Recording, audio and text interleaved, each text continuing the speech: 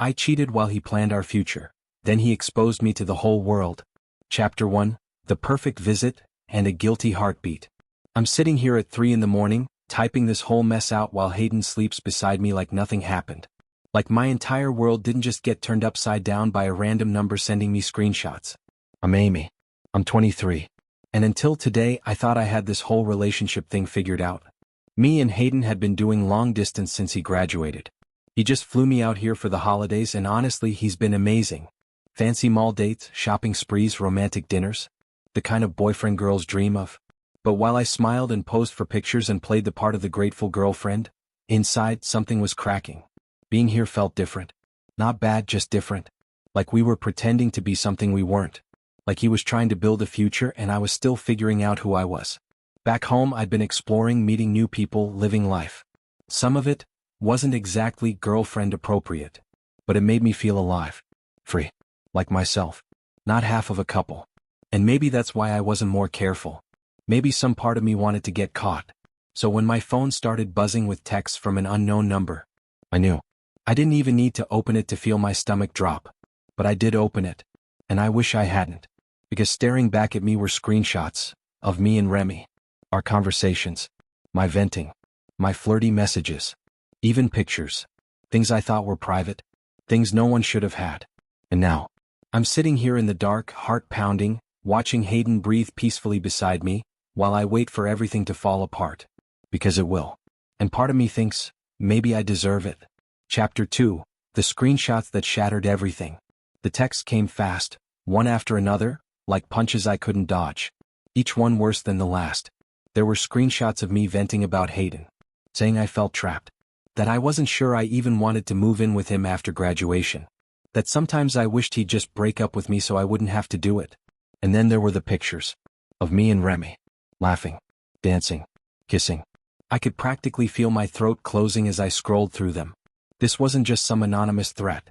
This was someone who knew everything. And they weren't trying to blackmail me or ask for money, they just dropped the bomb and disappeared. Like they wanted me to know before they told him. And that made it so much worse. I sat there in silence for what felt like hours. I didn't cry. I didn't scream.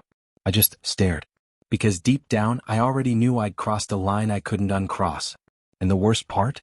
I wasn't even sorry it happened. I was sorry I got caught. I was sorry Hayden was going to be crushed. But I wasn't sorry for living. For reclaiming something I didn't even realize I'd lost. Myself. When the sun started rising, Hayden stirred beside me. He reached for me like he always did, completely unaware of the storm brewing inches away. Then he looked at my face. And just like that, he knew something was off. "What's wrong?" he asked. I shook my head. "Nothing." But he kept asking. And when he finally said, "Let me see your phone," I froze. I wanted to say no. I wanted to scream that even if I messed up, he didn't have the right to go through my private life. But I didn't. I handed him the phone. And watched his whole world come crashing down.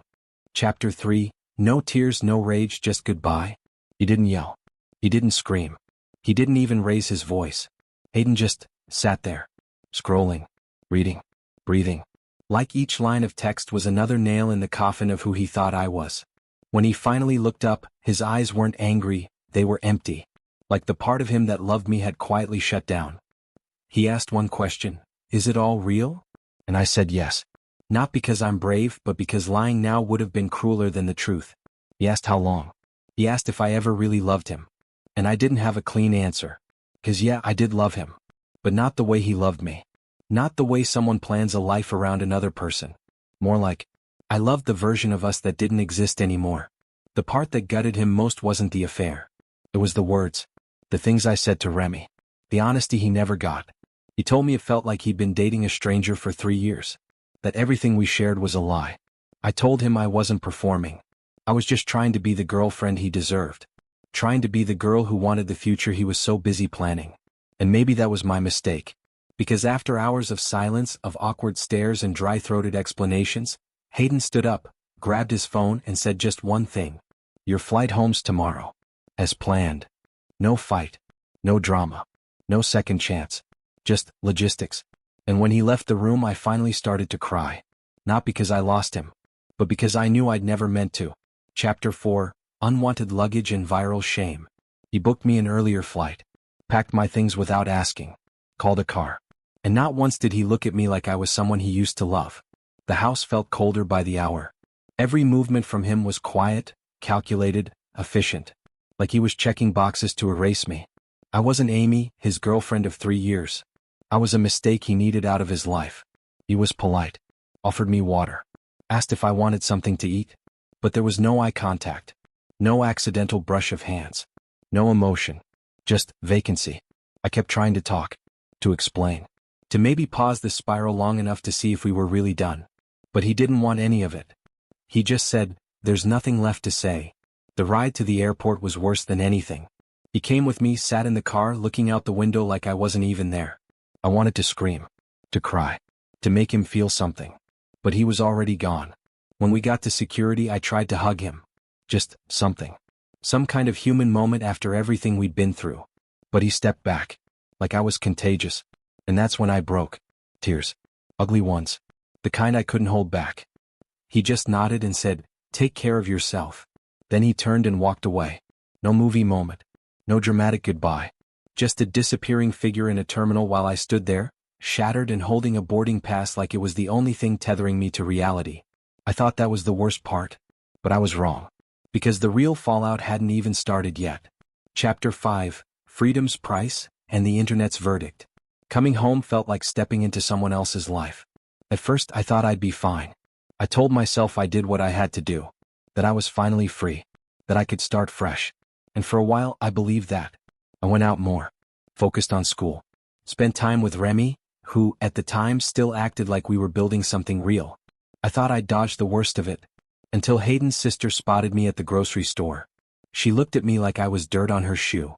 That same night, my roommate asked if I'd seen the post. I hadn't. Someone, maybe Hayden, maybe someone else, had uploaded the entire story online. Screenshots. Photos. Even the private texts I thought had disappeared forever. It went viral. Reddit. Twitter. Forums I'd never even heard of. Everyone suddenly had an opinion about Amy, the lying girlfriend who cheated while playing house. They called me selfish. A sociopath. A walking red flag. Strangers messaged me directly. Told me I deserved to be alone. That Hayden was a hero for dumping me so fast. Even guys I tried to date backed off the moment they connected me to the story. Friends grew distant. My mom asked if it was true. When I tried to explain, she said, "Maybe you should think about why so many people had the same reaction." And Remy? The guy who knew exactly what he was walking into? He folded instantly. Told people I lied to him. Said he thought I was single. Said he felt used. Like I'd trapped him in the middle of something he didn't understand. He sold me out for sympathy. Now Hayden's the victim. I'm the monster. And no one wants to hear the truth, that I was just a young woman trying to breathe in a relationship that slowly suffocated me. Yes, I messed up. But I'm not the villain in some viral morality play. I'm just human. And I wonder if anyone will ever let me be that again.